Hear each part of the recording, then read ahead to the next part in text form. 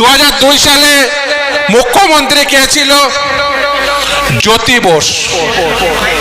2002 সালে কারোর নাম বাতিল হয়েছে? এখানে কেউ হাত তুলতে পারবেন? তাহলে কারোর নাম বাতিল হয়নি। কেরলেও এসআইআর হচ্ছে, একজনের নাম বাতিল হয়েছে? হয়নি। কেন হয়নি? বিডি অফিসের কর্মী তোমার কর্মী, এসডি অফিসের কর্মী তোমার কর্মী, ডিএম অফিসের কর্মী তোমার কর্মী। তুমি বুক বাজিয়ে বলো পাড়ার ক্লাব থেকে নবান্ন পর্যন্ত সব তৃণমূল, তারপরে নাম কেন বাতিল হলো? কেরলে নাম বাতিল হয় না, জ্যোতি বসুর আমলে নাম বাতিল হয় না, তোমার আমলে নাম কেন বাতিল হলো? এই জবাব দেবে না? রাজ্যের মুখ্যমন্ত্রী যদি এনুমারেশন ফর্ম ছেড়ে দিয়ে বলতো যে আমি মমতা ব্যানার্জি আজকে এনুমারেশন ফর্ম ছেড়ে দিলাম, কোনো আইনে প্রভিশন নেই এনুমারেশন ফর্ম ফিল আপ করার, নির্বাচন কমিশনের বাপের কত হিম্মত হয়েছে যে রাজ্যের মুখ্যমন্ত্রী মমতা ব্যানার্জির নাম বাতিল করবে? বাতিল করার ক্ষমতা হতো? আজকে একটা কথা বলে যাচ্ছি, বেশি দূর দেরি নেই।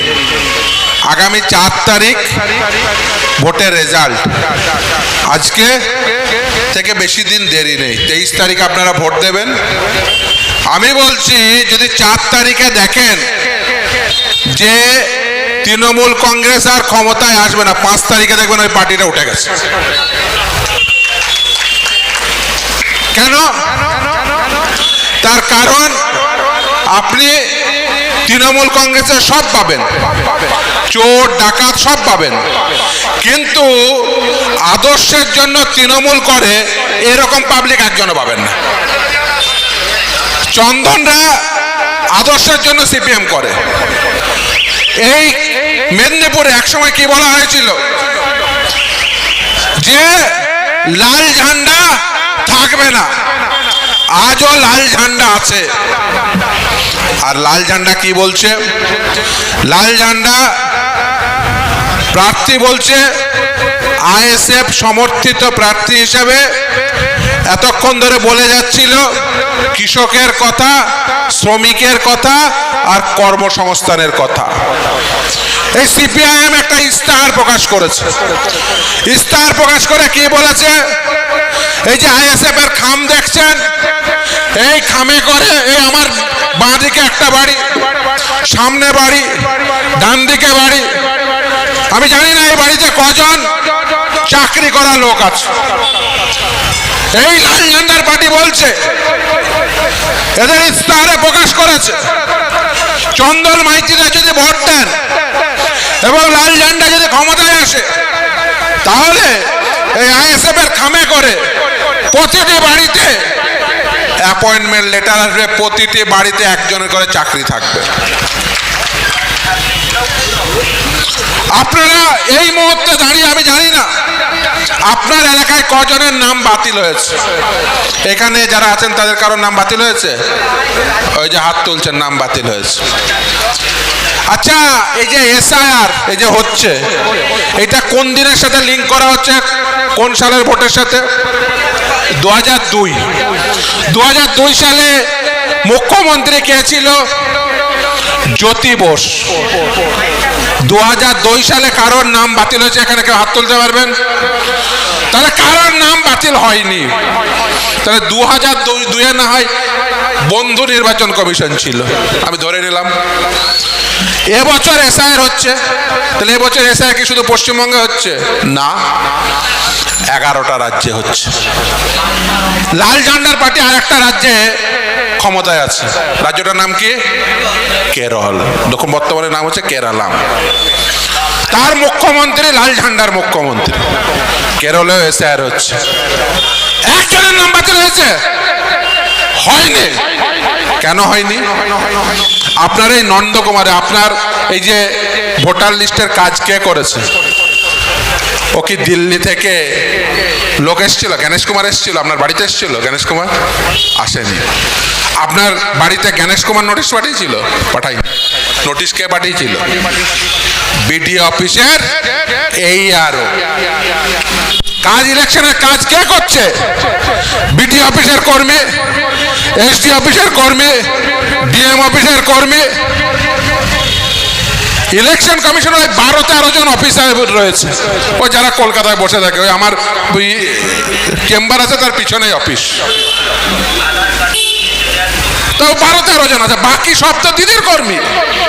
2002 সালে যখন এসআইআর হয়েছিল তখন বিডিও অফিসের কর্মী জ্যোতি বসুর কর্মী ছিল, এসটি অফিসের কর্মী জ্যোতি বসুর কর্মী ছিল, ডিএম অফিসের কর্মী জ্যোতি বসুর কর্মী ছিল, একজনের নাম বাতিল হয়নি।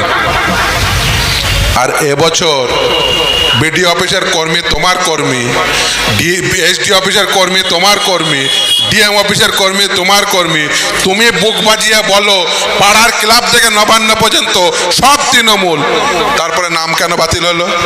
কেরলের নাম বাতিল হয় না, জ্যোতি বসুর আমলের নাম বাতিল হয় না, তোমার আমলের নাম কেন বাতিল হলো? এ জবাব দেবে না? আচ্ছা, এখানে তো অনেকে বয়স্ক লোক আছেন, 2002 সালে এনুমারেশন ফর্মকে ফিল আপ করেছিলেন? করেননি তো? করেননি? তাহলে এবছর এনুমারেশন ফর্ম ফিল আপ করলে কেন? আচ্ছা, তুমি তো বলেছো যে আমি যতদিন বেঁচে থাকবো এসআইআর করতে দেবো না, বলেছিলে তো? তাহলে তুমি বেঁচে থাকা অবস্থায় এসআইআর হলো কেন? দ্বিতীয় প্রশ্ন, এনুমারেশন ফর্ম যে ফিল আপ করতে জ্যোতি বসুর আমলে হয়নি সে তো মমতা ব্যানার্জিও জানে, আপনিও জানেন, মমতা ব্যানার্জিও জানে। আর মমতা ব্যানার্জির দলে কি উকিলের অভাব রয়েছে নাকি? নেই। তাহলে তোমার কি করা উচিত ছিল? যেদিন এনুমারেশন ফর্ম নিয়ে পাড়ায় পাড়ায় ঘুরতে শুরু করলো, তোমার কালীঘাটের পাড়ায়ও ঘুরতে শুরু করলো, এনুমারেশন ফর্ম দিতে এলো, তোমার কি করা উচিত ছিল? এনুমারেশন ফর্মটা এরকম করে নিতে, নেওয়ার পরে এরকম করে নিতে, নেওয়ার পরে সব উনি বাড়ির বাইরে বেরোলে সব ক্যামেরা লাইন দিয়ে ধরে, তা লাইন দিয়ে ধরতো, পাশে তোমার দলের 4টা আইনজীবী নিতে, দিয়ে বলতেন লে রিপ্রেজেন্টেশন অফ পিপুলস একটা বেয়ার একটা তুলে ধর, ইলেকশনের লয়ের যা বই আছে তুলে ধর, একটা টেবিল পাততে সব বই জোগাড় করতে, যে ওই যেভাবে ফাইল দেখিয়েছিল, ফাইল দেখে বলেছিল সিপিএম নেতাদের জেলে পাঠাবো, ওইভাবে বই দেখাতে, বই দেখে বলতে হতো যে নির্বাচন কমিশনের অফিসারদের ডাকছি, আমাকে দেখা কোথায় এনুমারেশন ফর্মের প্রভিশন আছে, দিয়ে এনুমারেশন ফর্মটা এমনি করে লম্বা করে ধরতে, ধরে এরকম করে ছিঁড়ে দিতে।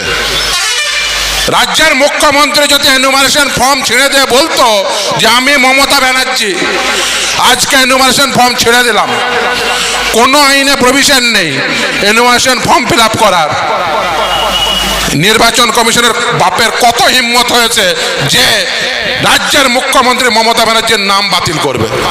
বাতিল করার ক্ষমতা হতো? হতো না। তাহলে কারোর নাম বাতিল হতো? হতো না। ওই ইলেকশন কমিশন ভয়ে এনুমারেশন ফর্ম তুলে নিত। তাহলে আইনে ভিত্তি নেই, তুমি বললে স্যার হতে দেবো না, যে এনুমারেশন ফর্ম সবার আগে ফিল আপ করে জমা দিয়ে দিলে। কেন এই কাজ করলে? তার কারণ এ ধান্দাবাজি ওর নির্বাচন কমিশন ফমিশন না, এ ধান্দাবাজি RSS এর।